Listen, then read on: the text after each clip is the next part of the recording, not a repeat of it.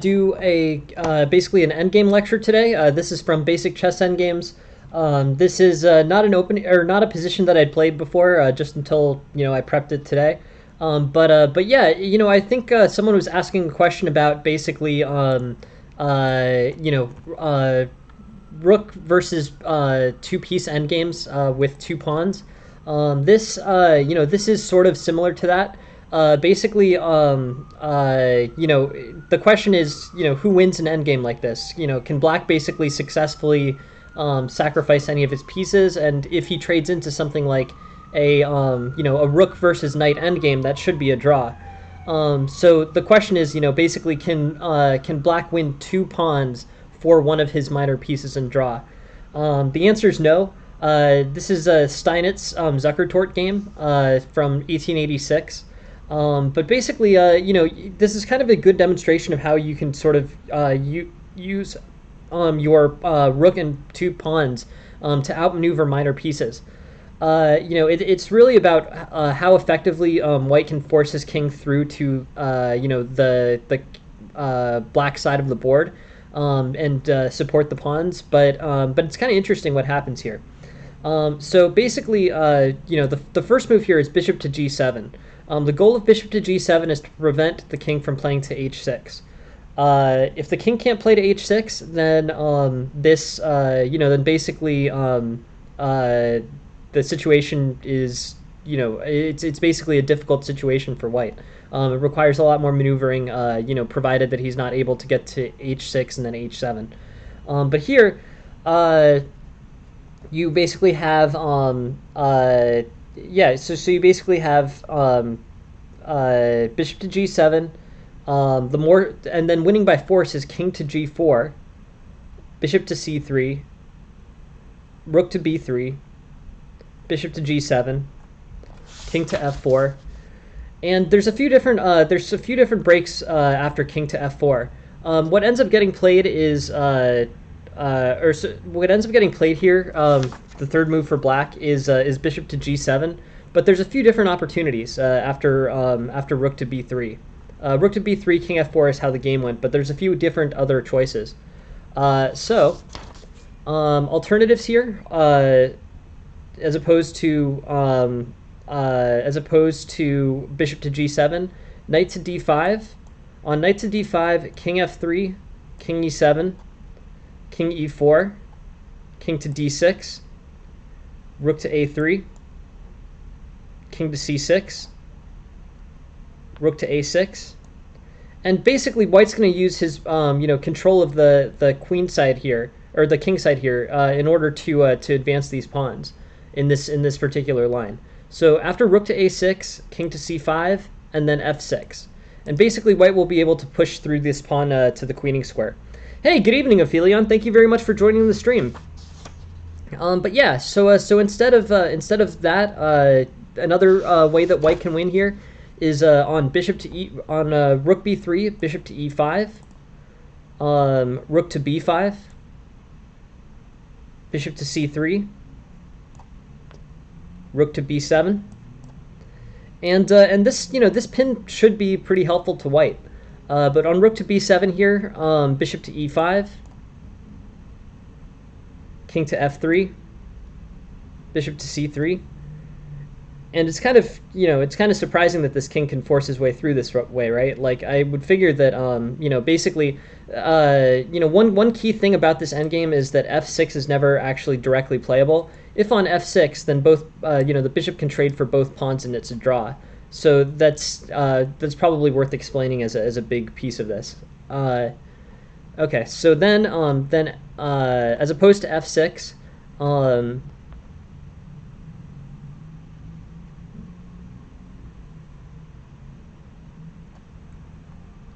basically after bishop to c3, king to e4, bishop to d2, g6, put the king on h5 and sack the rook. Can we push the pawns then? Good question. Yeah, and if you guys have any questions on this, definitely do. So sack the rook here. Good question. So let's play it out. That's the easiest way. My gut instinct is no. I think rook takes e7, king to g6 here, and after king to g6, probably various lines win for black, draw for black. But like here, for example, bishop to a1, f6, king e6. And the issue with this is basically that this bishop's going to be holding that g7 square.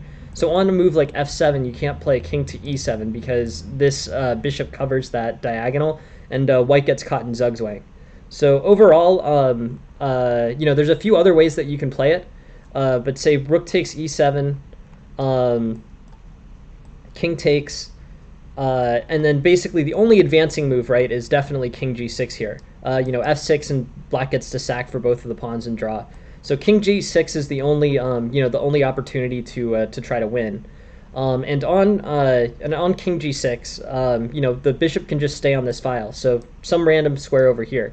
But say bishop to c3, king to h6, king to f8, and f6, but there's basically no way to get the two pawns in, against the king. There's no way to control the queening squares. So yeah, interesting. Rook takes e7 leads to a draw. After that, king g6 forces, and then the bishop can go somewhere, and then ideas like king to h7, g6, g7 are white's best shot, but there's never really an opportunity. If the bishop moves to this side, king h7, king f7, g6, king f8, and neither of the pawns can get in on this diagonal. If you go the other way, that's an error for black. But basically, with best play here, white ends up black ends up drawing out of rook takes e7. So the actual game line, we can play through it, involves a lot of maneuvering and getting the king over to the queen side. If the king can approach on the queen side, he should be fine. This is I'll slow it down a lot. That was fast. But basically, this rook pushes the bishop to g7. The king ends up moving g4, then f4. The bishop goes to h8, bishop to g7, rook to b6, and overall, white's just looking fine. This is fine for white. Rook e7 is probably good. King f4. But yeah, overall, white should win. Basically this maneuvering with the king is the most important part. So king f4, ideas like f6 can be valuable, but the goal of getting the king to f5 is really what this is all about. So yeah, anyways, what white's shooting for is f6, then a king f5 structure. F6, and then king f5 played immediately, the knight checks. But here, rook g7, king to e6, rook to g7, and then this is the maneuvering by which, the white king gets to f4 or f5 with all of the squares defended. So anyways, pretty interesting situation. This is it. Basically an interesting situation, sort of demonstrating the value of the king maneuvering against the two pieces. Mistakes that could have been made easily here are like moves like f6. I mean, f6 is obviously a mistake, right? Because just bishop takes, pawn up, bishop takes, pawn takes, king takes. But there's not really much that white can kind of do to advance. This all looks pretty strong. Basically the best idea is to get the king into the f5 square after the pawn has moved to f6. Entranceway through this might work. I guess I'm sort of curious if a move like bishop to d4, if king to h6 can ever be played for a win. Here, this rook is holding onto this king, but say king e8, f6, knight f5, king to h7. And then the black king will go somewhere. So say knight d6, sure. Rook to e7, king to f8. And yeah, I guess, I don't know. It's just overall, it seems like a good situation for white. So really, the bishop to g7 resource, preventing this entry here, is really very solid for black. This was the best defensive resource. but white can still get through with moves like f6 and then king f5, bishop c3, and overall here, after this, the immediate king f5 doesn't really work to win, but this ends up being a good this ends up being a good play. G6 defending h7. So, anyways, interesting situation, interesting way for white to convert, and yeah.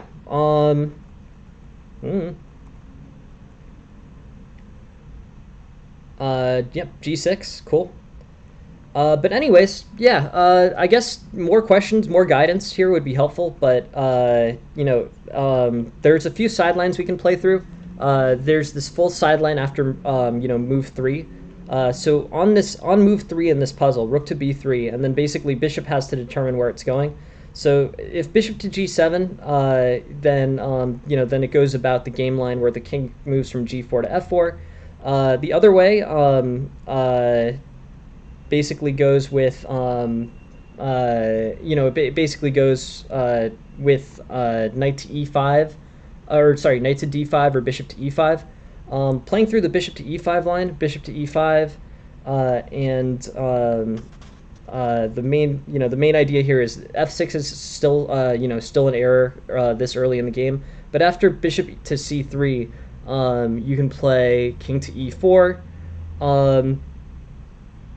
What's the point of rook to b3? Putting pressure on the bishop mainly. I guess it's sort of a tempo thing.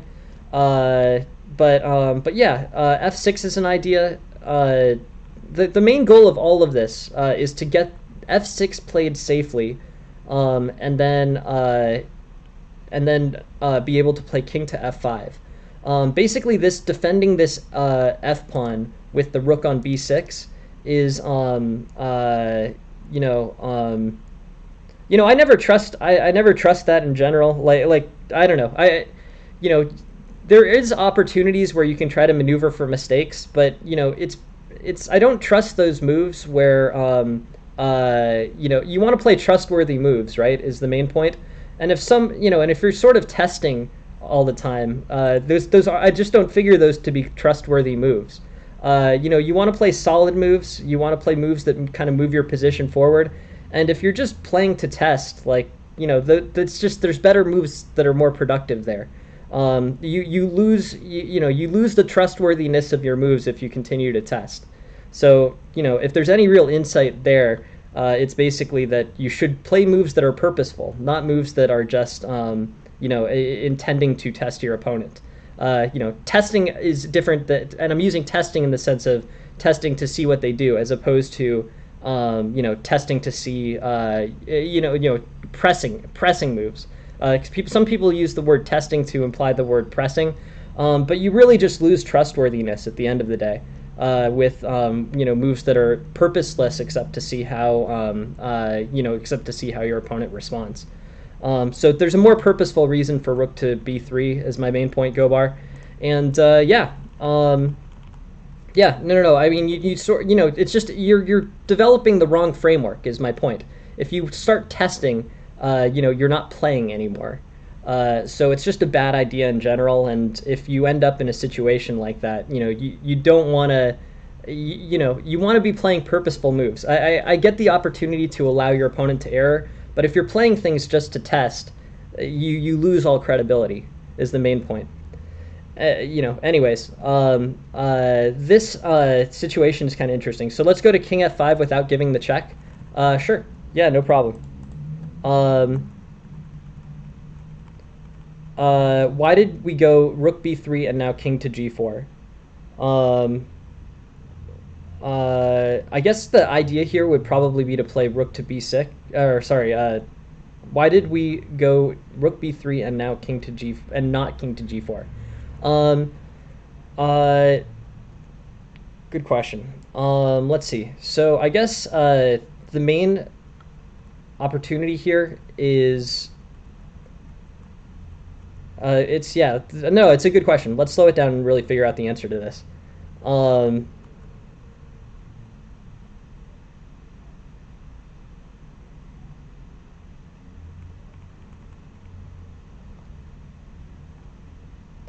I guess it has to do. I mean, it sort of has to do with wanting to push the bishop to this side. If you push the bishop to this side, then you end up in a situation in which you can kind of press forward, more effectively.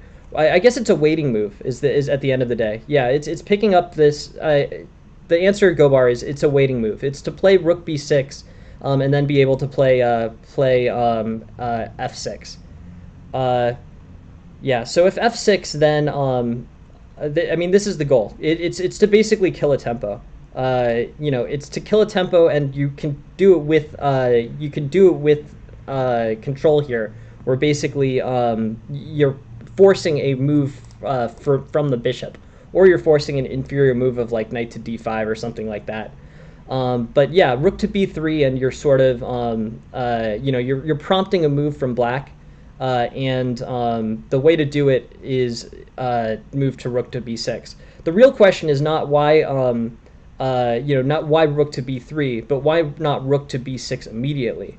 And the answer to that is because you need your king in a non-checkable spot.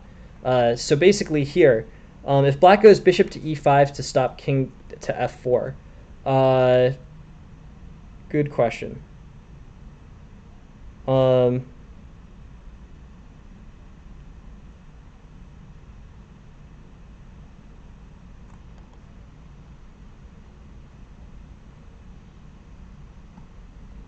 If black goes bishop e5 to stop king f4, if he plays bishop f5 to stop king f4, then white plays rook to b5, and then moves king f4. Yeah, so like look at this situation where you basically have the king on g4, and then you play bishop to f5, or bishop to e5 here. You play rook to b5, and black has to move. So if you fork that knight and bishop, would it be a draw? Yes. So here, like f6, bishop takes, pawn takes, king to f6. Yeah. So yeah, king takes f6 here, and black, black draws with the knight against the rook. But yeah, anyways, it's kind of an interesting position. There's a lot of sidelines here. I wouldn't want to spend a whole ton of time on this. We could, if we go through a bunch of sidelines, we go through this very slowly. But the main point of this endgame, and the reason why I picked it, is because I wanted to show the main tactic here, which is basically getting the king to f5 and being able to press with e6, or sorry, with f6, and then this maneuver is also sort of underrated. This rook to b7, king to e6, rook to g7, knight h4, and then getting the king over to f5 through all the maneuvering with the rook on the 7th rank. That's the real thinking there. That's why that's better. But yeah, this strategy ends up being a very effective one. You need the king to be able to get to f5, and you need the knight to not be able to check the king off of f5. That's the maneuvering that this endgame is trying to demonstrate, and it's pretty interesting. You need your king to support the pawns, and this f6 king f5 break is the way that white does it. So anyways, very interesting situation.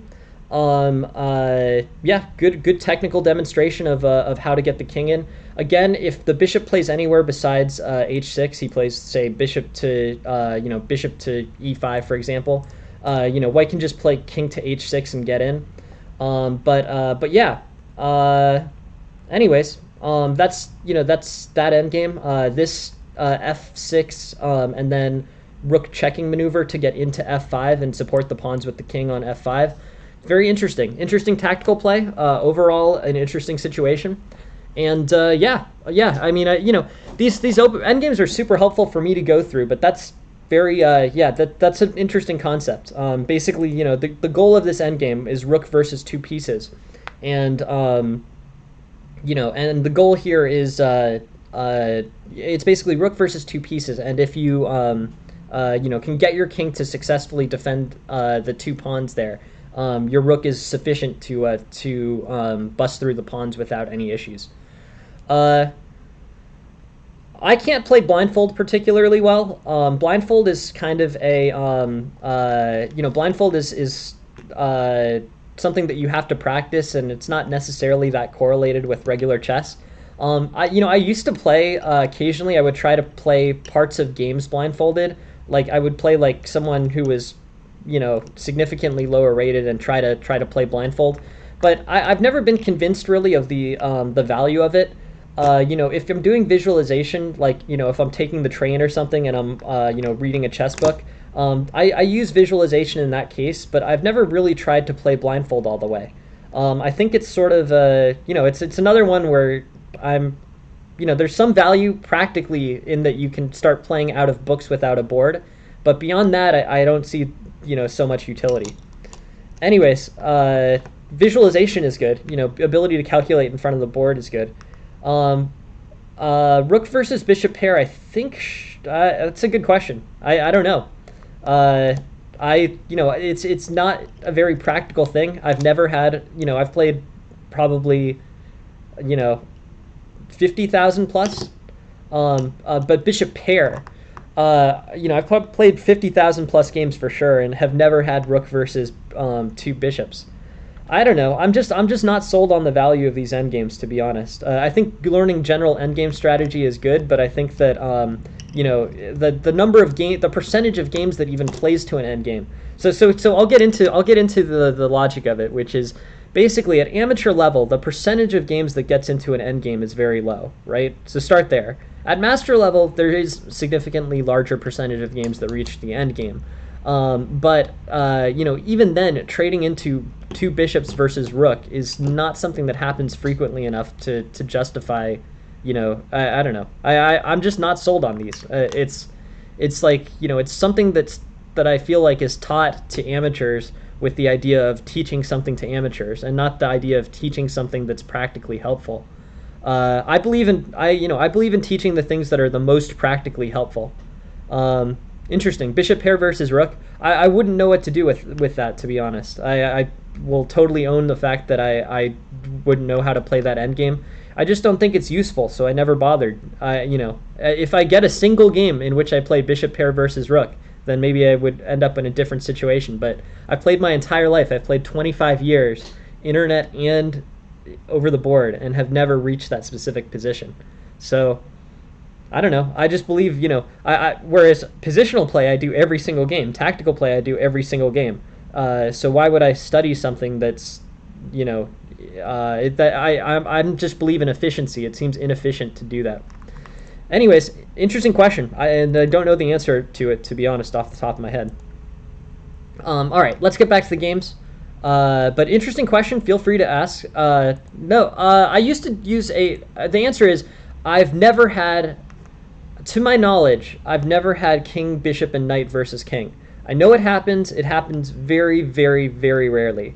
I just don't think There used to be a very good trainer on an old like Dasher software. Like there was like Dasher with built-in knight and bishop versus king trainer. That I thought was pretty good. At one point I learned it off of there, but since then I've never played it in a real game in my life. So it's just one of those things. It's like these types of knowledge. If it came up, I would learn it.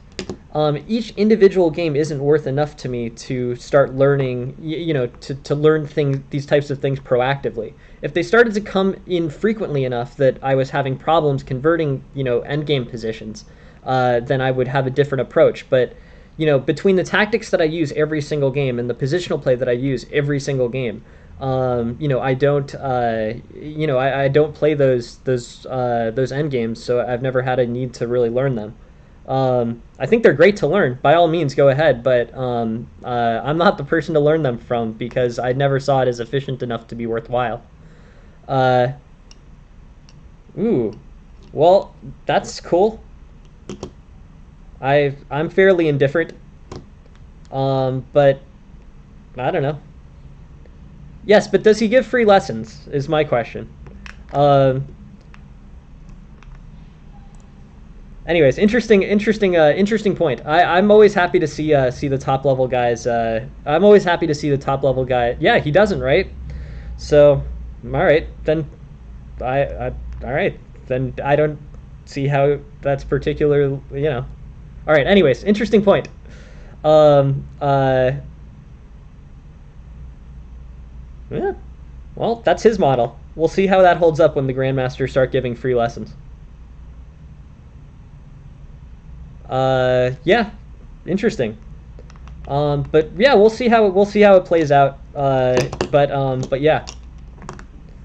Anyways, let's stop getting sidetracked. I can talk all day about how the old model's not going to survive, but it's more apparent to me that it's just not going to survive. So, um, anyways, it'll survive whether I believe it'll survive or not survive whether I believe it will or won't. I strongly believe that it won't. Uh, yeah, I've beaten a few GMs. I probably have beaten. I beat them regularly in Blitz, but over the board I've probably beaten 3 or 4. When you can get free lessons for free, though, that why would you pay free lessons in exchange for money? Why would you do that when you can get free lessons for free? That makes no sense. Anyways, let's take a look at this position here. SWWI sent this game in. Should be interesting. And this will be interesting. So bishop to d3 gets played against knight to f6, e6, knight to d2, c5. And basically here, we're sort of in some somewhat interesting territory. This is an extremely early e3 for white. Basically, if you're looking at this situation, you're basically looking at this. So e3 is basically a less than 1% move. It's about a 0.5% move. Interesting idea. And this, basically, I think this is probably an equalizing move for white. I'm not a huge fan of it. I think white, it does things like stunt the dark squared bishop's development. And with e3 here, you're basically blocking in the white squared bishop for the rest of the game. It's probably not that important. Hey, welcome, Subban. Thank you for joining the stream. But yeah, it's probably not that important that this bishop comes and hits this pawn. But yeah. Sorry, mine or someone else's, Josh? E6, c5, c3. And basically against this relative. Oh yeah, sure, of course. No problem. No problem, Josh. Just if you want to, yeah, if you ever want the Discord, here it is. I don't know. Honestly, I don't look at my own thing, but I think that it might be linked on my page. But there's your Discord. But yeah. I guess what I would say about this is that it's kind of a slow-moving position for white. In this situation, I don't really see white's development as being much better than black's. Knight to c6 and ideas like holding the d4 pawn. Overall, the development seems pretty weak. F4, bishop e7, queen f3, queen d7. And basically black's looking fine. I don't see any problem with I don't see any problem with black's position. This is sort of a Dutch type it's like a Dutch type pawn structure. But overall, I think black's doing fine. I might even be tempted to castle queenside as black, to be honest. Things like bishop to b7, castles queenside, and yeah, no worries. So d4, d5, e3 seems slow and unchallenging. If you can basically develop quickly against e3, black will be fine. c5 is a good push. And here I would say that the bishop d7 is probably better. Bishop d7 I think makes more sense as black. Queen d7, you may not want that diagonal for the light squared bishop anyways, but yeah, I would just play bishop to d7 and queen e2, queen c7 is how the computer sees this going forward. But I think I think basically just play fundamentally, and queen to d7 seems like a kind of anti-fundamental move for me. It's fine. I don't think there any problems come up from it. I get maybe there's some value in maintaining this defense on d7, but yeah. B6. And overall here, black's, I think this was an error. I think basically castling queenside actually was more promising for black here. Bishop to b7, and then some normal move from white, like say g4, or say even castles. It's even more passive. I still like castles queenside here. I don't think that black's king safety is going to be nearly as vulnerable on the queen side as it is on the king side.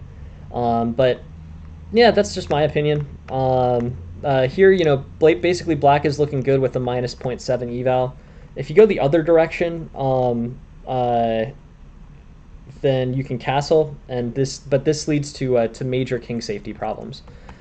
So fundamentally, I think you're doing fine. I think you get the quick development and a good break on c5. I think this c5 move makes a lot of intuitive sense.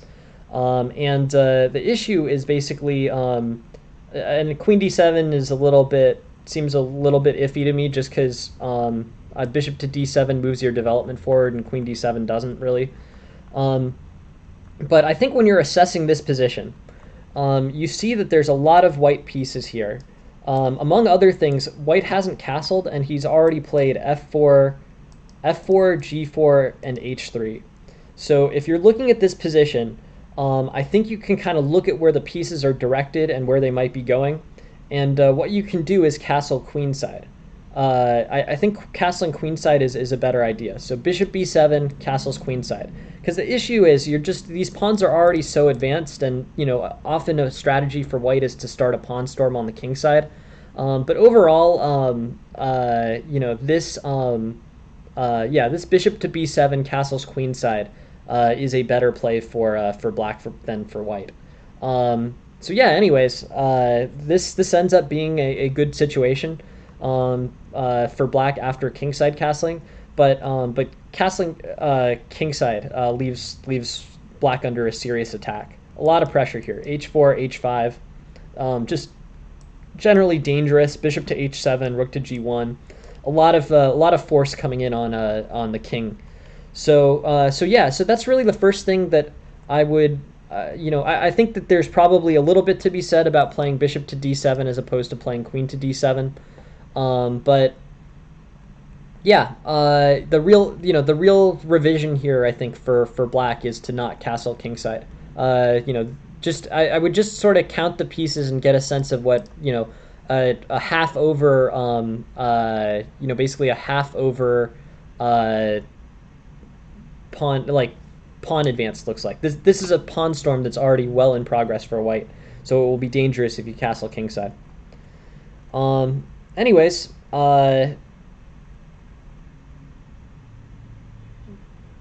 this idea, basically white's got a good advantage. White is storming with his pawns, and the situation is problematic for black. I think the best opportunity is probably going to involve advancing pawns on the queen side here. But it would just be better to not have had this situation, in the start. Hey, thanks very much for the follow, Jonathan. I appreciate you being here.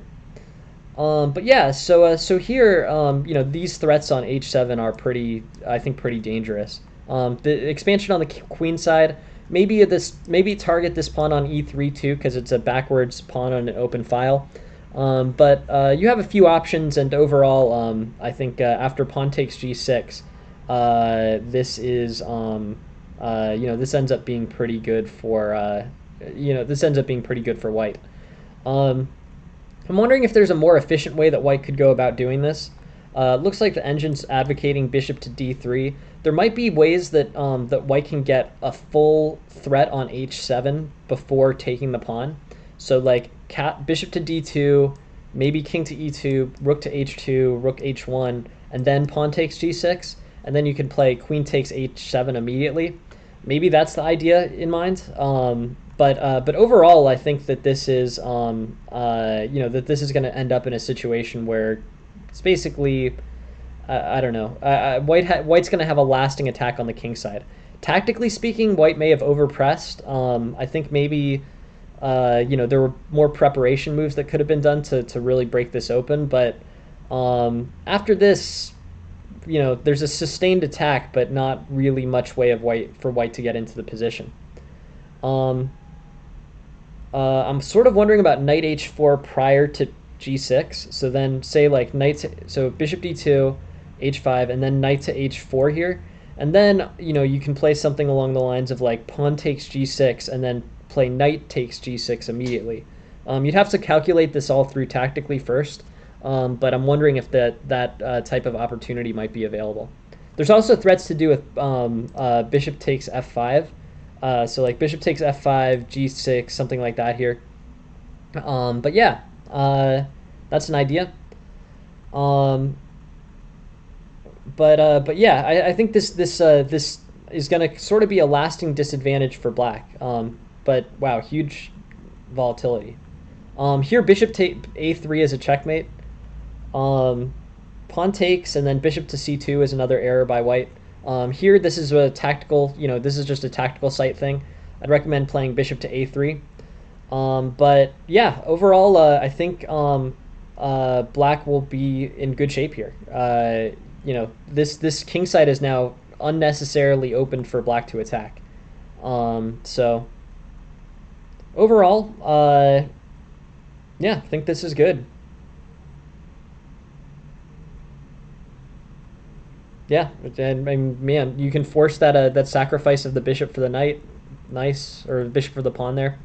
Yeah, nice, good game, long game. In terms of looking at this, everything made sense. E3 is too passive for white, in my opinion. I think that's a pretty slow-moving opening. In terms of getting attacked here, you can make the improvement bishop to b7 and castling queenside as opposed to castling kingside. But once these all press down on you, you're sort of you're sort of struggling to maintain equality as black. Pawn takes, and basically here I think black's making his best effort, which is to expand on the queen side here. This all makes sense, and bishop to a3 is a mating opportunity. These maiden ones, maiden one, I feel like you should probably be catching 100% of maiden ones. I agree that sometimes they're hard to see, but this maiden one with enough tactical study should be something that you can comfortably convert. I strongly recommend studying hard, like basically, doing your hour or two a day of tactical study. But bishop a3 here delivers that checkmate, and that plays out well for black. Here black's way ahead with white getting his kingside basically exposed, and then all of this makes sense for black, I think. After this, yeah, black's just better. So in terms of looking through this, the main things that I want to focus on in terms of theme are, if you can see these pieces all lined up to attack you on the king side, don't castle king side, castle queen side. Castling queen side is fine here. Bishop to b7, castle queen side, and then these pieces will basically all be misdirected. They'll be attacking the king side, but the king won't be there, so you won't have any king safety issues. You did pretty well tactically, you did pretty well getting through this in a tactically resourceful way. But I think you did a great job attacking on the queen side. So this leading to an attack on the queen side was a very good idea. B takes c3, pawn takes c3, and then yeah, basically this queen side got very unnecessarily opened up for white. It provided a lot of channels for black to attack white here, and after pawn takes c3, pawn takes c3, very dangerous things start to happen to white's queen side. So here, there's this is nothing you did. I think you played this queen side attack excellently, but I think that after bishop takes c3, this attack is shut down to a much greater degree. After pawn takes c3, this is really dangerous. You can play like bishop to a3. Let's look at this tactic: bishop to a3, knight to b4, discovered threat on the bishop on a4. Pawn takes, bishop takes, and basically black's going to be black's going to basically be way better here. King b1 is forced because on king c3, pawn takes b4 mate. But yeah, no, I think you came up with the correct strategic plan. The only thing I would have undone in this game is basically castling kingside. There are too many pieces facing the king side to make that work. Bishop to b7, and you can still do the same queen side expansion. Um, Anyways, once your king is on the king side, and you do have to pay attention to tactical possibilities from white, you do a great job getting counterplay with an attack on the queen side, and overall that really makes sense. White misplays a little bit. B takes c3 is way worse than b takes c3, but basically black wins after that. So in terms of looking at this game, really the issues or the things that I might change are queen to d7. I would play bishop to d7 to just develop the piece and maybe move more quickly towards queenside castling. Queen d7 doesn't develop, but bishop to d7 does. And then castling kingside, I think, is the biggest mistake of this game. I think that offers white a sustained attack, and you don't want to do that. So really, overall, I like this game. I like the way it was played. I think the attack on the queen side was great from black. But queen to d7, just because from a fundamental perspective, it doesn't advance your development. And castling kingside, after white is basically already halfway through a pawn storm, those were improvements that you could have for black, and that's what I'd recommend that you that you review. So anyways, excellent game, great attack on the queen side. Yeah, I think your execution here was great, yeah, nicely done. Keep up the good work. The game made a lot of sense. Thought you played a pretty accurate game, and yeah, good game. Thank you very much for sending it, SWWI, and please keep sending games over. I really appreciate you participating in the stream, and yeah, never, definitely keep these games going. Really appreciate it. Okay, cool. This game was sent by Piano Man or Alien Arts as white. He plays the Open Sicilian. No, I don't think so. I mean, sure, it's fine. I think everyone's games are full of blunders. No one plays completely accurately. But yeah, bishop to b4, bishop to g5, castles, and white's looking pretty good. I think we're in sort of. I'm curious to see where we've diverged from Sicilian theory. This here seems like pretty common theory, but I guess knight to f6 isn't played that frequently. In this case, white should definitely play the knight on b1 to c3, but black's is playing some unusual moves here. Bishop to b4, I think, is not particularly good for black. Here, basically, this is a shift of 0.6, so this would fail that screening test, right? This bishop to b4 would adjusts the position by 0.6 versus the second or versus the first best move, right? So 0.76 here and 0.16 here, and then the second criteria is it's played less than 1% of the time. So here d6, defending the e5 pawn, is played an overwhelming percentage of the time. I think bishop to b4 is something like a 0.2% play. So with that in mind, I would be reluctant to play it. Just because of this eval shift. It could be a good surprise attack, good surprise weapon maybe, but it would get screened out on many kind of, basically the criteria that I'm advertising, which is, a shift of 0.5 versus the best option, and played less than 1% of the time. I would use that to screen things out. I may be screening out some real practically strong gems here, but that's okay. I'm fine with that. Anyways, it's an unusual way for black to play it. Very interesting. And then bishop takes d6 is an error. Knight to d6. Knight to d6 I like. I think knight to d6 makes a really good threat for knight to f5. Basically opportunities to get in on the king side. But overall, I think this makes a lot of sense.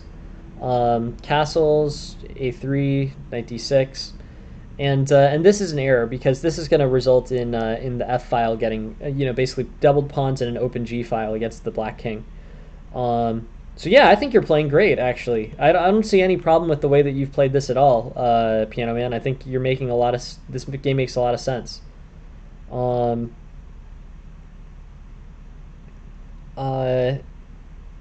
these aren't the most precise moves, but again, you're up +4. I feel like this should be a win for you.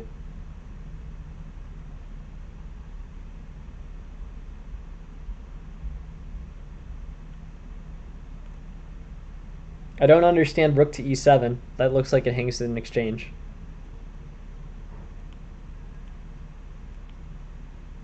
And yeah, and bishop takes, and after rook to g6, definitely secure your king side. Black's getting a little bit desperate here. He basically doesn't have the ability to defend all of his pawns, and you can just keep pushing them. You can basically just keep pushing these pawns forward, and Black's pieces are all mislocated for that. So here, where you're basically close to winning, be very careful with these mate threats, and be very careful with Black's tactics. Knight to f4, I think, could also potentially be solid, but bishop to e2, also does the job. So look at this, basically look at the different opportunities here, and consider that,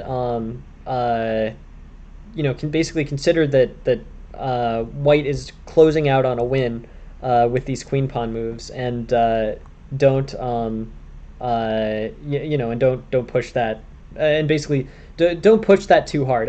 Save this save this situation for white. You're in good shape. There's no reason to overpress your tactic and neglect your defense. Black's only real opportunities here are going to be by exploiting weaknesses on your defense. This pawn and this structure and all these pieces oriented towards the queen side should provide a win for you. So just be careful. Keep your wits about you tactically, and you should be fine. This is unfortunate. So I think you've played an excellent game. This makes a lot of sense. There's not really much in terms of in terms of errors here. I mean, maybe c4 is a slight inefficiency, but what I would play here is just straightforward moves. Keep your and basically straightforward moves. Make sure that you take this rook on e7 that's hanging. Winning in exchange here is definitely good for you. But really, this I think is more of a general philosophical concept. Like, you're about to win, as white.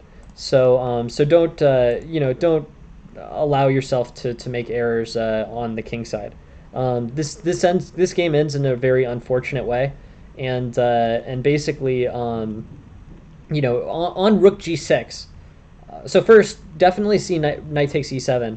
But rook takes g6 should flag to you that there's a totally always feel free to send as many games as you want, Piano Man. I'm always happy to look at them, and every game has instructional value, even if it's just the first moves or learning like an unusual opening. Very happy to take a look, and thank you very much for sending these games over, Piano Man. So I really appreciate you sending these games in and giving material for the stream. This I don't know. I guess here this bishop to b4, bishop to g5, and this opening is just solid. Bishop to b4 here was a 0.2% move for black, so I would screen it out. But this ends up working pretty well. So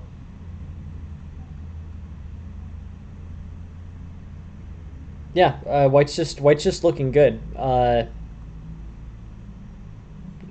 This knight has this great outpost on d5. Your minor pieces are better, and I don't know how much I have to offer you. You played the opening and middle game excellently, and then it's just you go into this end game. You missed knight takes e7. Knight takes e7 here should be something visible. You could play probably your most effective strategy actually here is rook to c8, right? Rook to c8 I think is, rook to c8 is better, right? This is rook to c8, queen to c8, knight takes. This should be a tactic that I think with tactical study. So this is my recommendation. Basically put in your tactical study as much as possible, Nick, and definitely continue on sort of what you're doing.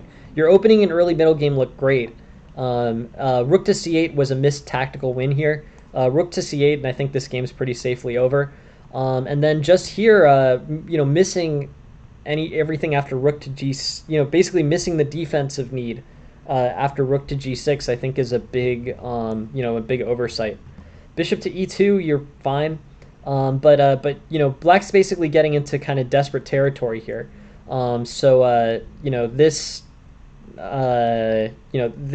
is something that you should.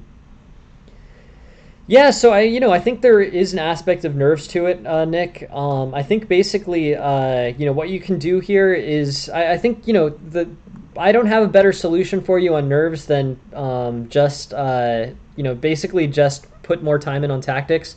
I think, if you play in a tactically strong way, the situations will take care of themselves. Or even if you're nervous, being nervous will create so few your game will be so accurate that moves made due to nervousness will be less of an objective detriment to you. That's the recommendation that I would make. It's just about tactics. Just put in all the time on tactics, and you'll be completely fine. So that's my recommendation there. Just really overkill it on the tactics, and even if you're nervous, you'll still have great sight. There's an aspect to which nerves can impact your game, but you can push your tactical level to so high that it will impact your game a lot less. That's my recommendation there. Anyways, interesting situation. And rook to c8 here was a busting. So first knight takes e7 is winning, but then also rook to c8 is winning. So queen takes c8, knight takes e7, you're good. You're pretty much won as white. But neglecting the defense here, I think, points to nerves would explain it, but neglecting this defense here is a problem for black. If you get this should be a good signal that black is attacking you on the king side. So definitely time to go through and calculate that through, just to be safe. Something like bishop f1 solves this position. Or rook f1 probably solves this position too. So anyways, interesting game. I like the way that you played it, and just stick to the tactics. I wish I had something better to give you there, but I think you played the opening and early middle game just fine. That's my takeaway on there, Piano Man. I think you overpushed in a situation where you still had vulnerabilities. Anyways, interesting game. Thank you very much. Thank you very much for sending it, Nick. Appreciate it. On to Aphelion game. Cool. So Aphelion has created his own opening variation. I'm super happy to go through it every time he sends a game. Let me just find it. It's out of the Traxler. Basically, one of the things about the Traxler is, it's an interesting and aggressive way so basically this is the Aphelion variation. Just so we know, Traxler opening is interesting. It leads to a lot of aggressive attacks, some very complicated theory, and this is how it goes. Basically the game starts off with black playing two knights against the white knight and bishop. The white knight plays knight to g5, bishop to c5, and bishop to c5 is what makes it the Traxler position. The normal play here is d5 and then knight to a5, and that sort of shuts down the attack. But the Traxler is defined by bishop to c5. After knight takes f7, bishop takes f2. King f1 is better than king takes f2 here, but we're well into aggressive tactical territory. And then what makes the Aphelion variation is this c3 move. So this is something that happens. Pretty frequently. Basically, the king can't take on f2. D5 gets played, and then c3, and then d3 followed by c3 leads to a big advantage for white. So just so we know, Traxler's defined by knight g5, and then as opposed to d5, bishop to c5, and then the king moves to f1 on bishop takes f2, which is another main juncture, and then c3 is what pushes the knight off of d4, and you can just play king takes f2. Basically king takes f2 is becoming more and more available to white. But overall, that's the Traxler game. Interesting stuff. And yeah, that's the Aphelion line. Onto the game that Aphelion actually sent in. Um, uh, this, yeah. So, this Aphelion game is here, and let's take a look. Okay, Aphelion's playing white here. Uh, d4, pawn takes, knight takes, knight takes. This is a pretty early simplification. This is going to be a good, just so we know, this does happen in the Sicilian sometimes. Knight takes d4. It's a bad move for black. Knight takes d4 is well down this list. There's 40,000 games played with knight to f6 here, and only 33 played as knight takes d4. It fails the criteria of, it's played less than 1 in 1,000 times, and it shifts the eval a total of 0.8 away from you. So it would fail that criteria test that I've come up with. So white's here. Things are looking good. Basically, black has misplayed with this early simplification. Yeah, please send in a game box. It's basically a game analysis of people who are of people who are here. But yeah, feel free to send in a game. Feel free to send in an idea for a lesson box. Please send in as much as you'd like. So yeah, queen to d3 on bishop to c5, but white's looking solid. I mean, this is a vulnerability among other things. This open d file for the queen or rook looks really good. This fianchettoed bishop looks interesting. But here I would probably just play bishop takes c5 and get this pawn structure all tangled. Bishop takes c5, pawn takes c5, rook d1. And threats on d7 are going to be problematic for black. You're probably going to play e5 at some tactically opportune time, and you're going to get a good threat off here.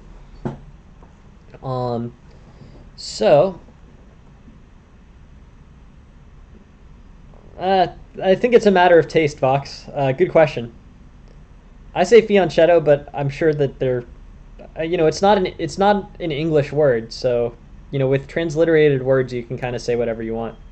I think, or that would be my opinion on that. So yeah, so this is an error for black. Afterwards, white gets a pretty solid game. b6 is a compounding error. I mean, basically, this ends up pretty good. Knight f6, bishop d3 could be played.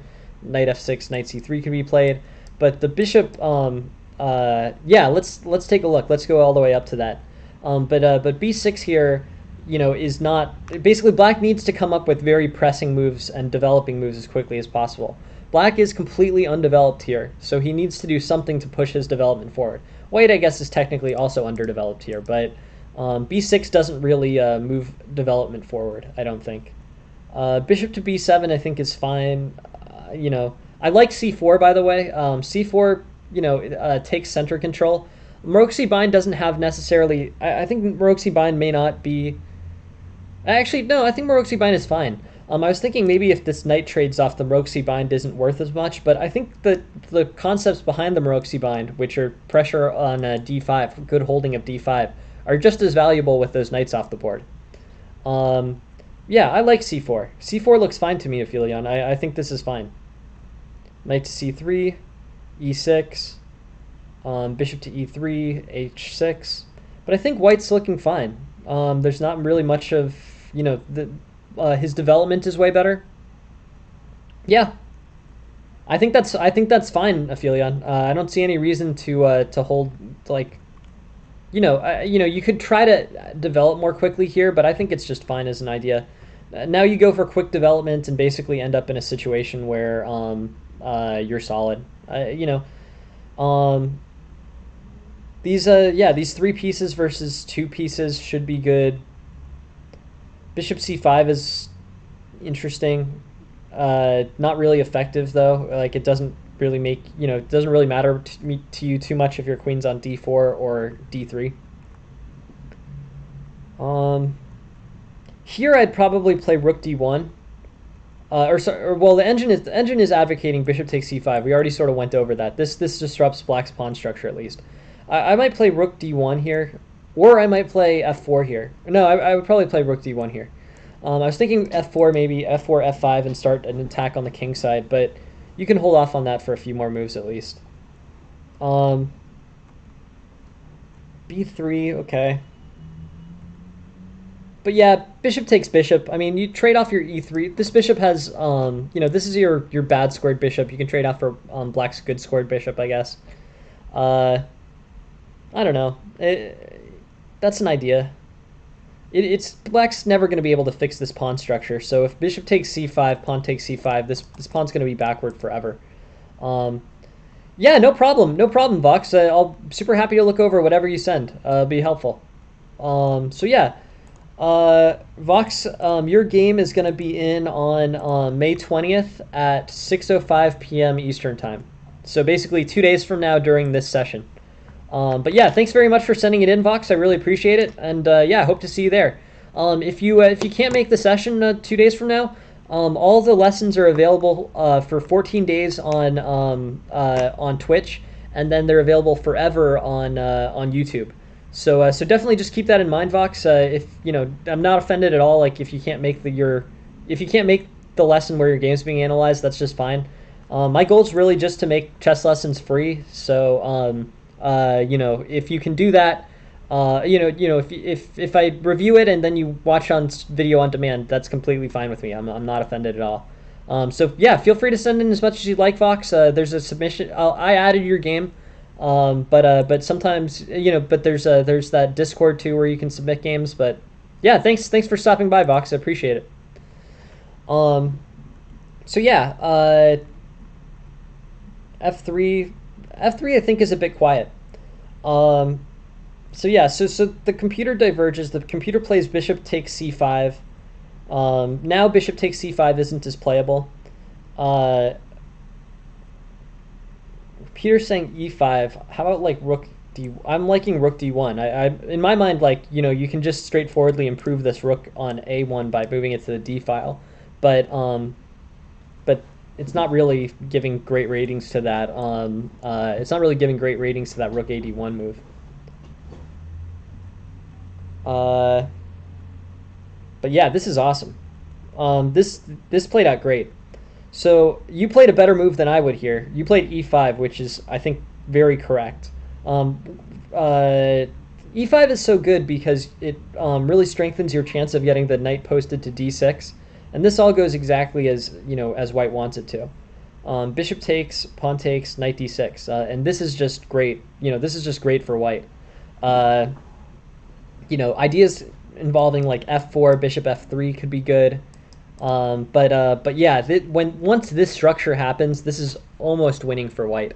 You can play like queen e3 and then threaten on c5, and like there's not really a way that black can defend it without losing material.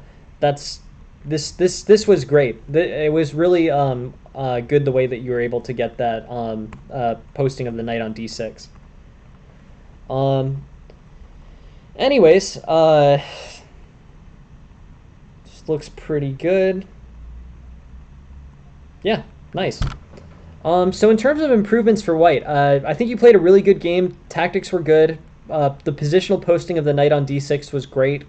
And let's just see. I think black gives you an early lead with that knight takes.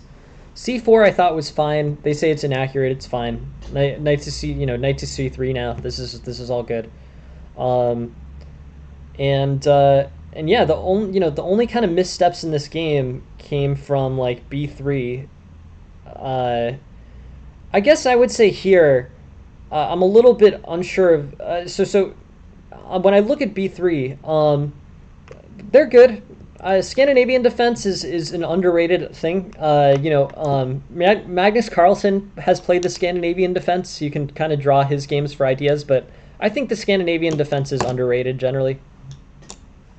But yeah, on bishop c5, queen d3, castles, white's looking fine. So b3 I guess I would take back in the sense that I would also not play b3 because I don't think it really accomplishes very much for white. You're strengthening this. It's not clear exactly what white should do here, but b3 defends a pawn that's already defended. I keep pushing rook a d1, and the computer keeps telling me it's a mistake. But I think that is an intuitive move just because you're putting your rook on a much more mobile file. Um, so yeah, so b3 versus rook a d1, I think is a big difference here. Uh, e5, okay. Yeah, this is all, and this was all navigated correctly.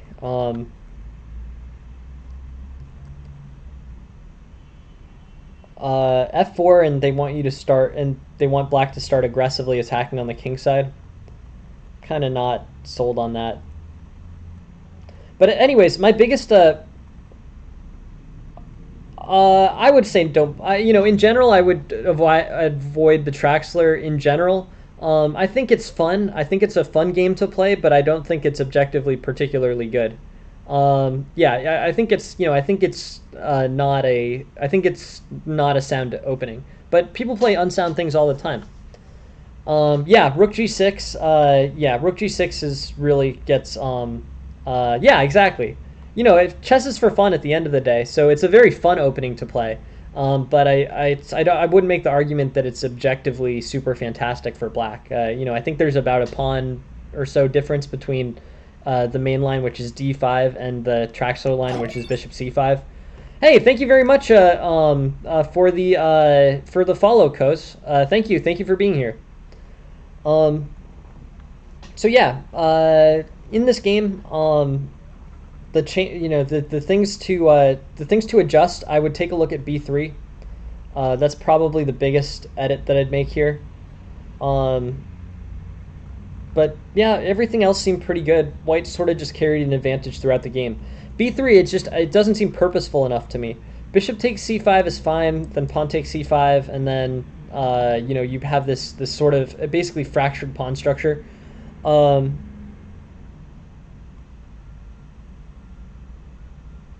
Yeah. So here I would say b3 is the one move that I would make an edit to. I would play like maybe f3, maybe king h1, but b3 I don't think is purposeful enough. So I'd make that edit. On f3, d5 looks like it becomes playable. That looks sort of dangerous. Let's slow this down. So d5, and look at the engine line. E takes, bishop takes, queen takes. And I think black gets a pawn out of that exchange, and also neutralizes the king side, or neutralizes the center. Yeah, I want to look at this sideline for another minute. So on d5, yeah, d5, pawn takes d5, pawn takes, bishop takes. White is fine, but the center got neutralized. One of the main things that's beneficial to white here is that this fianchetto bishop can't really do anything. This fianchetto bishop is sort of stuck. It can't face off against this e4 pawn. So after that, I think, yeah, I think that. Hey, thank you very much for the subscription, Jonathan. Appreciate it. Thank you for being here. Thank you for helping the stream. So f3 I think is too slow. F3 runs into this d5 line. d5, e takes, pawn takes, bishop takes, and basically, yeah, no problem. No, very happy to do this. I think my main goal is just to make sure that chess lessons are completely free. And that everyone can get them. So, but yeah, thank you very much for being here and supporting the stream. Appreciate it. F6,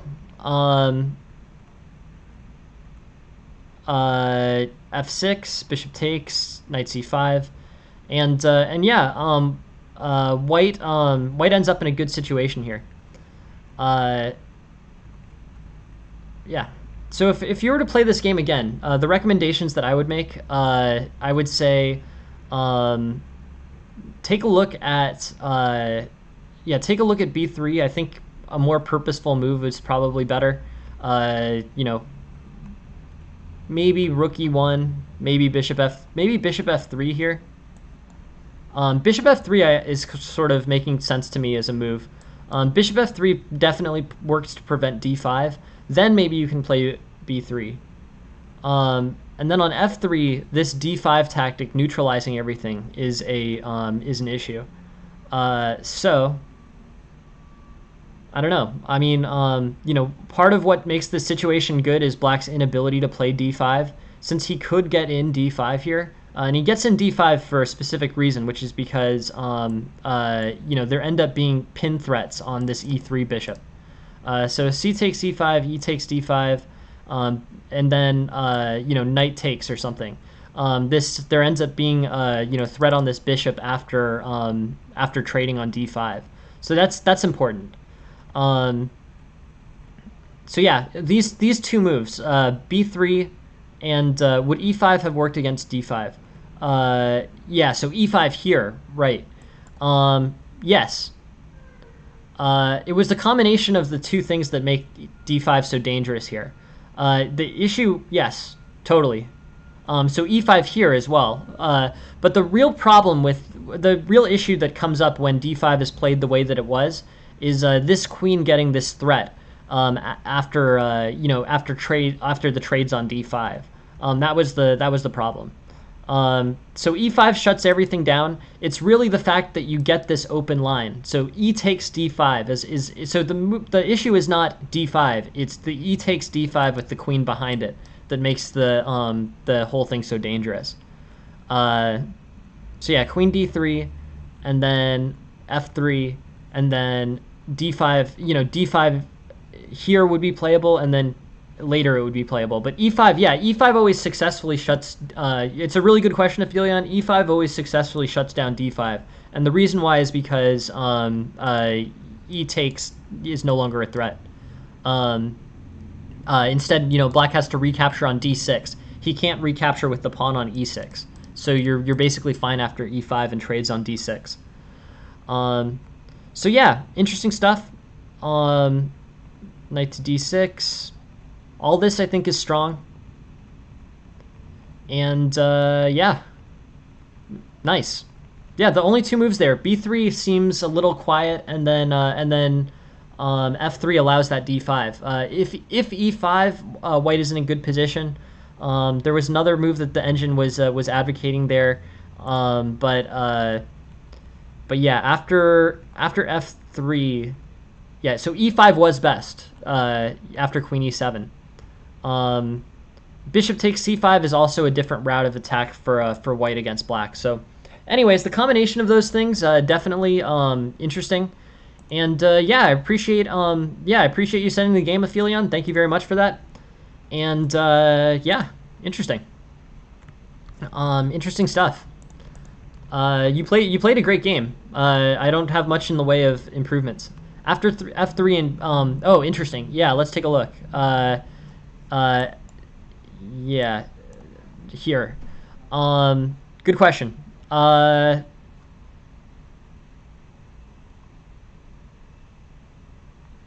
d takes c4 can be played with tempo, because pawn takes, pawn takes, pawn take.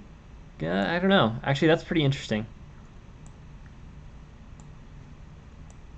Takes, bishop takes. Yeah, no, let's look. Let's see what happens with this. So f3, d5, e5. D takes c4. I think it basically has issues to do with like the looseness of that e3 pawn. Pawn takes,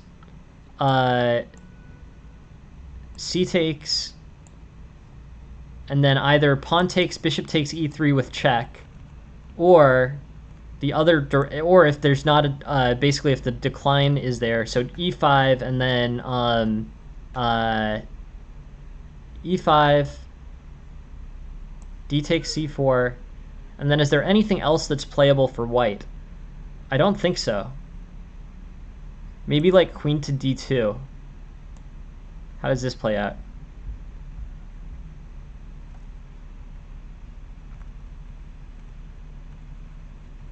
Yeah, so yeah, black ends up a piece up in most of these situations, but I'm actually kind of curious. So So on d5 here, d5, e5, pawn takes, queen to d2. What happens? Rook f d8. No. I mean, it's really interesting. Rook f d8, I think. And then queen to c1. But now you're not down a piece anymore. I mean, this is rough, but like you're not down a piece. I guess overall this just isn't great. This position is the one that keeps the pieces all together. But yeah, you're still down positionally pretty badly here. Ideas like f4 could be good, but yeah. Anyways, interesting situation. So b3 is b3 is quiet, and then d5 became playable. And then on d5, your best opportunity is e5. No, it's really interesting. No, you played an excellent game, Aphelion. There's not much to do here.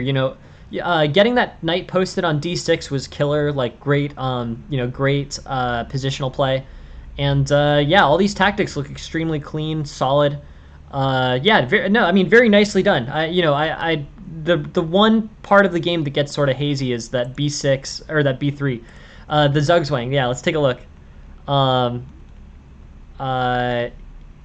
Yeah, awesome.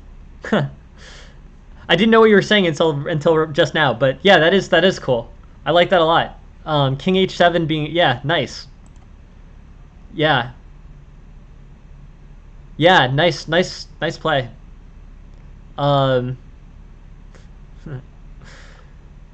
Yeah, cool. Sometimes it's really awesome when you get those kind of like good looking good looking attacks. Like this just is a very cool way to close out a game.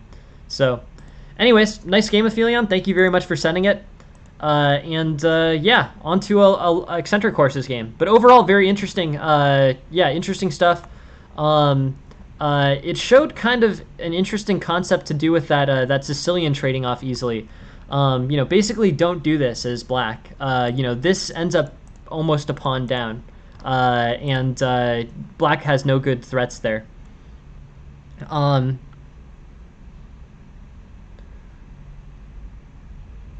A3 to b4. Well, that's implying the queen a5 Scandinavian. Yeah, no problem. Thanks for joining the stream, Aphelion. I appreciate it. Thanks for sending the game as well. But yeah, so on queen a5, so first, I don't prefer the queen a5 Scandinavian. I prefer the queen to d6 Scandinavian. So I know that a little bit. I know that a little bit better. But on the queen a5 Scandinavian, I think you want to have the c6 resource available. I think Scandinavian with c6 is always good, and just retreat your queen to d8. I'm not sure that a3 b4 really advances white's position that much in that situation that you're talking about, our paradox, but overall, yeah, it's interesting. So I would say have c6 available, and let white chase your queen. If it goes back to d8, that's not terrible. That's basically fine. But yeah, I do. The queen d6 Scandinavian is a little bit of an anti-fundamental opening, but I do like playing it because white often overextends his pieces. White gets all this piece development, but he ends up doing it in sort of an awkward way, and you can really capitalize there. So on to the next one.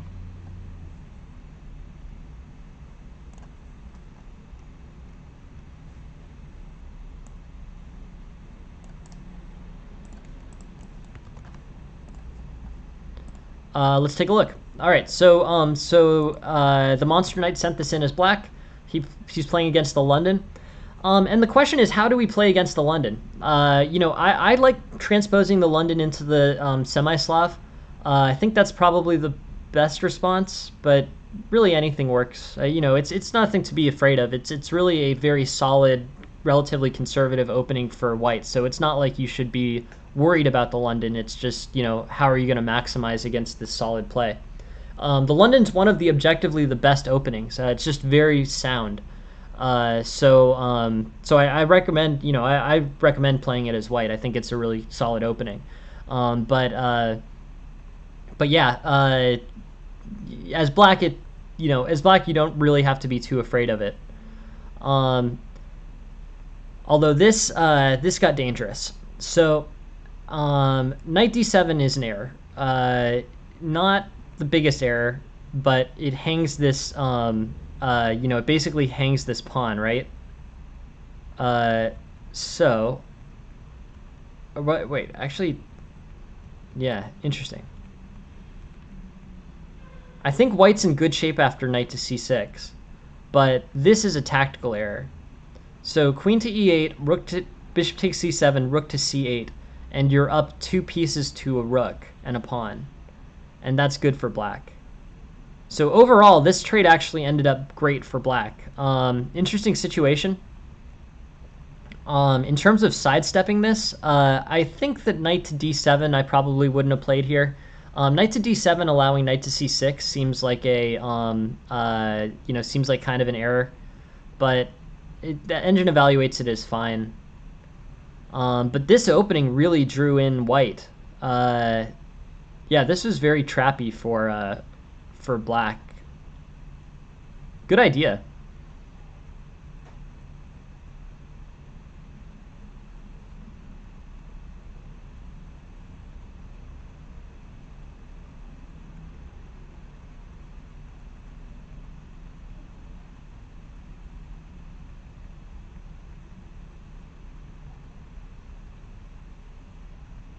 So yeah, in this context, what were the improvements here? I think this was fine. Knight to d7 seems almost like a prepared trap. On knight to d7, this rook to c8 threat really, this basically trapped white into playing bishop takes c7. After rook to c8, white is in great shape. Black is in great shape. So, yeah, interesting. I don't want to belabor this too much. I think we can almost just move on from this one. Or wait, what happened in the? Oh wait, this one is endgame focused. All right, let's interesting situation actually. This is the endgame that we started the session with. And yeah, this moving of the king to the other side of this file, this played out really rough for black. Interesting. Yeah, so I think that's just a misplay. Basically this pawn was always sort of dangerous, right? But the misstep here, I think, was in playing e5. I mean, obviously, king c4 is a fatal mistake, but I would actually say that the bigger mistake here was e5. I would leave this alone. So on e5, you basically created a connected passed pawn for white, and I wouldn't have done that. I think that is a fundamental error here. This realistically, black should win this no matter what. And this was just sort of a misstep, basically. Having the king get this far behind, it's basically just a tactic that you missed. If you play king c7 here, black is winning. Winning and close to being won. This was just a missed tactic. Tactical study. Every game that ends in a tactic like this, I recommend tactical study. But yeah, the king is needed for the defense of this pawn. I would say fundamentally here, I wouldn't have allowed this. I wouldn't have allowed this pawn to get to be a connected passed pawn. Overall, this pawn structure is promising for white. Probably will still lose, but basically, the d5 pawn here creates a lot of issues. If you just leave everything sort of as is, I think you've got better chances. Maybe f5 could be used as a move to break things up. Maybe bishop to h5, maybe threatening the weak pawn here. But when you allow white to get this connected passed pawn, this ends up being a problem. So e5, d5, and this connected passed pawn has good chances of advancing. So in many ways, I guess what I would say is I would be less focused on this tactical issue. Obviously, like the main strategic consideration here is, in a situation in which you're in the end game, there aren't that many pieces left. Really play these very carefully. End games can get very dangerous in ways that can be surprising. But yeah, basically king to c5 is a mistake that allows this pawn to advance. And good for white for finding this tactic, to be honest. Like, it's a good tactical find.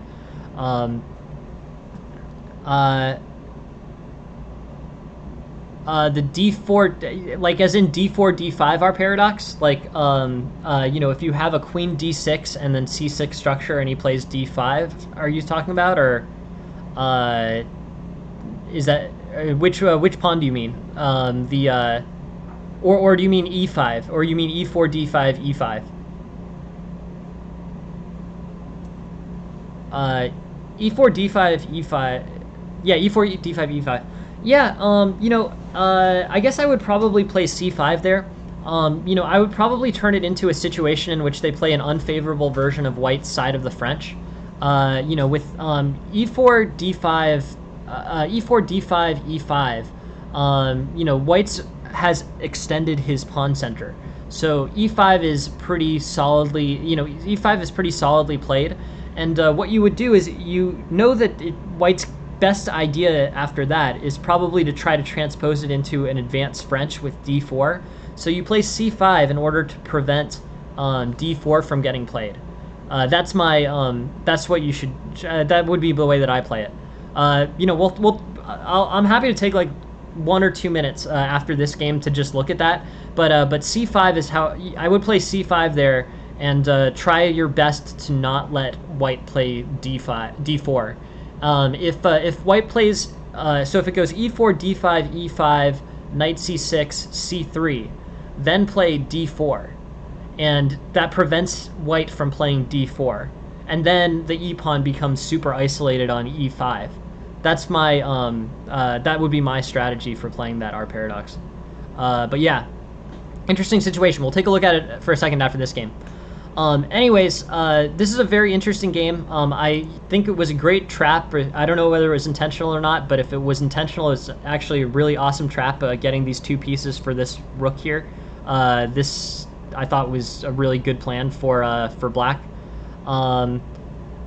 Here, rook d6 is better because of this bishop skewer. But overall, I think black ends up with a pretty good position. And then going into the end game, you've still got a good position. You basically have the same 2 pieces versus rook that you had the whole game. But the 2 moves that I would correct here are e5, because I think it's a bad idea to let your opponent get a connected passed pawn. Just leave things alone and play like f5 probably, to fracture things. But e5 invites d5, and that leads to a problem. Then on king to c5, rook to c6 or rook to c6 forces your king away. So the two biggest mistakes in this game, which I think as a whole was played pretty well, were playing e5, allowing this connected pass pawn to d5, and then the second one is not that rook to c5 was, or not that king to c5 was played. It was more just a concept of you got to slow this down. Because king to c5, I think if you think about it, or you played it in a slow game, you would see that rook to c6 is a playable tactic that forces the king off of the defense of this pawn, and that's going to cause you a lot of problems as black. So I think just in this endgame, you're so close to winning. Just slow it down, play very calmly, and you will see king to c7. So it's more of a competitive thing, really, than obviously, like, more tactical study, and you will be likely to not, you'll miss fewer moves like king to c5. But I think here you could, even without tactical study, just sort of reason that you're not supposed to play king to c5. You play king to c7, and then king to d7, and black is fine. So that's my recommendation there. I think if you play, king c7, and then king d7 on rook to c6, and then get your knight moving, that will play out well for you probably. That said, I don't think it was a good idea to get into this position to start with. I think that e5 was kind of a misplaced idea. But yeah, I think overall king to c7, king to d7, and black's fine. So, anyways, that's just a tactical miss. They happen. It's tough to lose a game like this, but it happens. And then I just want to go back to the moves here. E4, so e4, d5, e5, and I would play c5 here. C5, and then basically the best idea for white, big picture, is to try to turn this into turn this into a French game. And one of the key components of the French is basically holding a pawn structure on d4 and e5. So there, when you have this pawn structure on d4 and e5, you basically, you're better as white. So what black should do is try to disrupt it. So here, c3, and then I'm really tempted. I might play just d4 immediately. And this will fracture the pawns in white's center, and it'll prevent white from playing, d4 for pretty much the rest of the game. So that's what I would try. But I definitely play lines with c5, and I would try to disrupt white's d4, e5 structure that's common in the French. That would be my recommendation on that. All right, on to the last game. We'll take a look.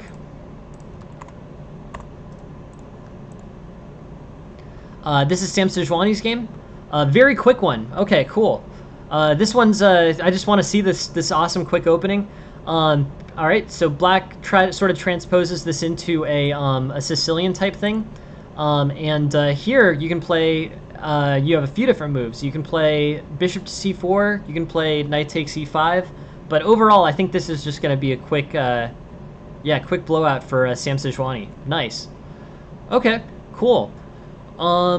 Yeah, in terms of improving this one, it's 7 moves, 7-move win. It's always good. Yep, nice. The improvement that I would make in terms of this game, I don't know if I would play queen f3 here, to be honest. Queen f3 played out great for you. This is a killer position, and it's great that he missed queen takes f7, but it's sort of an anti-fundamental move. I think if you play knight c3, you're in a fine place. Knight c3 defends e4, and you're gonna be basically, it's a slower approach. Here I think it's an extreme enough situation that queen f3 is fine, whatever. But an actual objectively better move like knight to c3, I think is just better for white overall.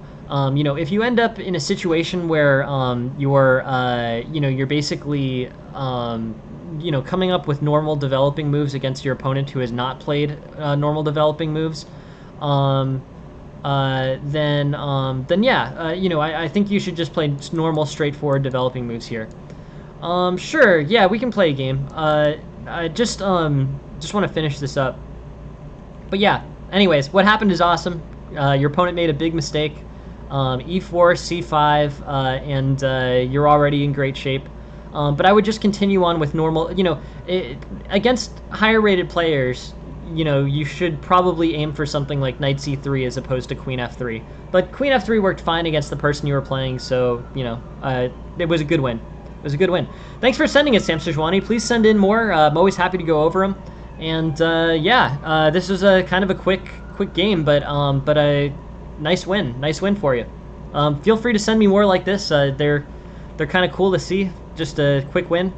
Yeah, sure, I can play both of you guys if you guys want. I don't usually do this, to be honest, but I'm in a good mood, and the stream ended pretty quick, so yeah, if you guys want to play a live chess game, we can play.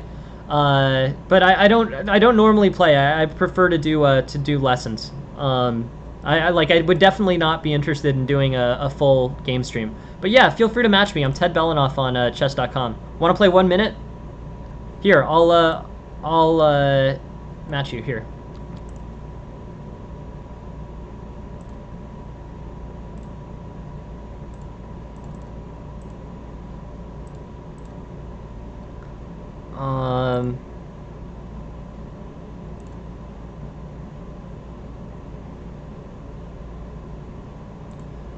It's cool.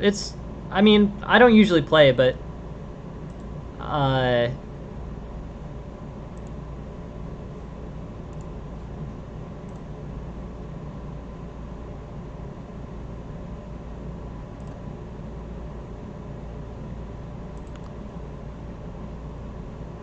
Oh, I guess maybe I have to, do I have to friend you guys?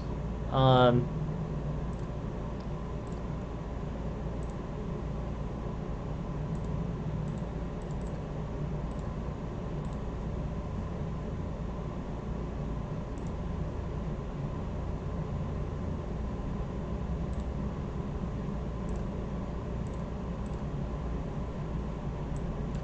Here, I'll just friend both of you guys, and we can go from there. Here, I'll friend you, and then I'll friend you, and then we can. I'll play. Yeah, play like one.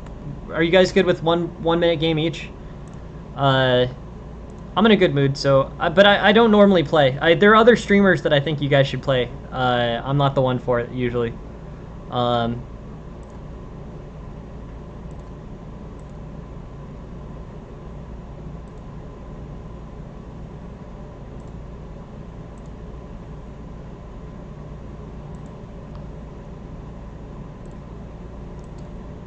oh wait.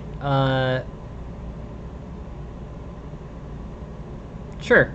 Okay. Yeah, that's fine. Um, and actually, sorry, I should. I'll play Kosu first. Sure. Yeah, we can play it. We can play a 3 minute. I'll play 3 minute if you guys want to play that.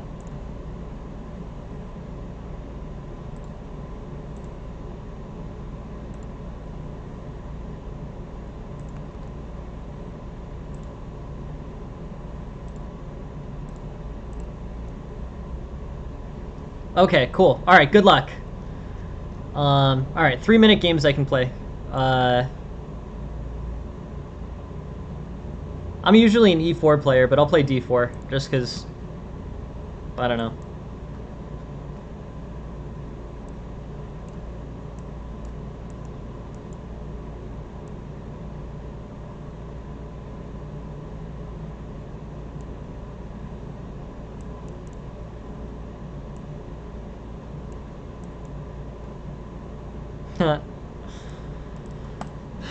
Yeah, I'm sort of.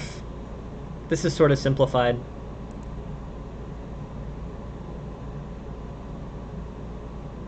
What do you play? What do you play? R Paradox.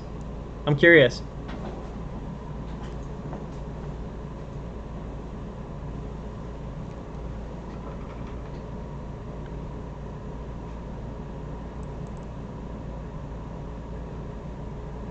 Oh yeah, yeah. We've done a few lessons on that. I'm gonna play this really aggressively just because I don't know, just because it's more interesting, I guess.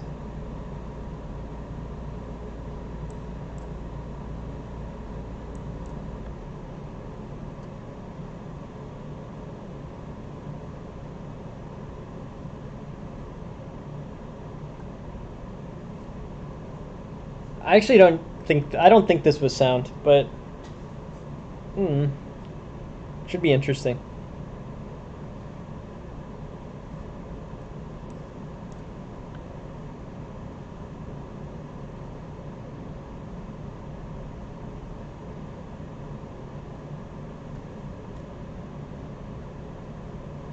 Oh yeah, I've seen that game. That was a cool one.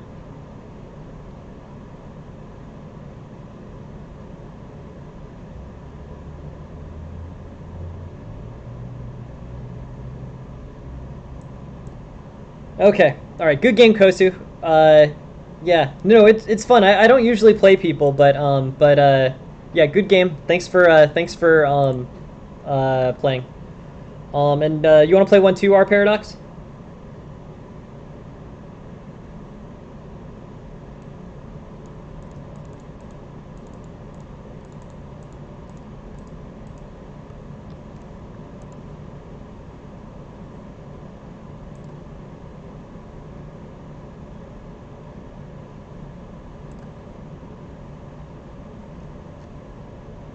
Yeah, cool.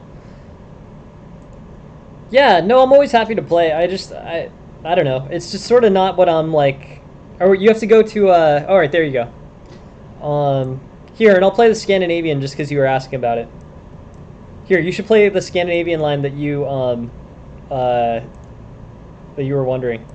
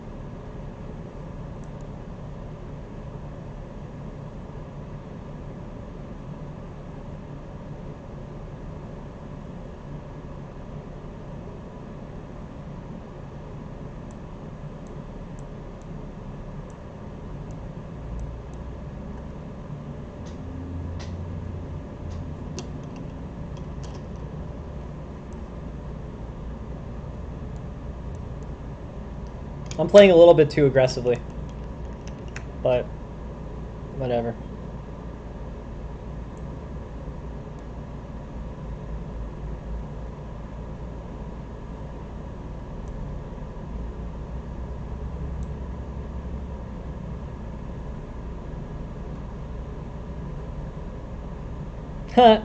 Thanks, Jen.